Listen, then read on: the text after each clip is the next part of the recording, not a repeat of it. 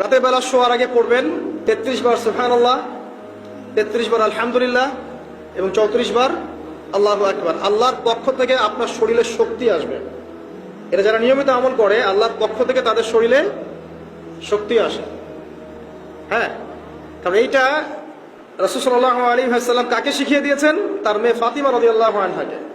ফাতিমা রাদিয়াল্লাহু আনহা এবং আলী রাদিয়াল্লাহু আনহু তারা দুজন গিয়েছেন আল্লাহ রাসূলের দরবারে, গিয়ে বলেছেন আমাদেরকে একজন দাসী বা দাস দিন, বাসার অনেক কাজ আমরা করতে পারি না, লাগে না কাজের মানুষ।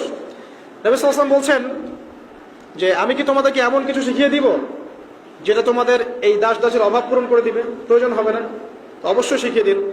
তখন নবীজি শিখালেন সাল্লাল্লাহু আলাইহি ওয়াসাল্লাম যে ঘুমানোর আগে 33 বার সুবহানাল্লাহ পড়বে, 33 বার আলহামদুলিল্লাহ এবং 34 বার আল্লাহু আকবার। তোমাদের দাস দাসের প্রয়োজন হবে না ইনশাআল্লাহ। তো ব্যাখ্যায় অনেক ওলামায়ে কেরাম বলেছেন যে এটা নিয়মিত আমল করতে থাকলে রোগ ব্যাধি কম হয়, শরীরে শক্তি আসে, এনার্জি বাড়ে, আপনি নিজের কাজ নিজেই করতে পারবেন ইনশাআল্লাহ আযজা ওয়া জাল্লা।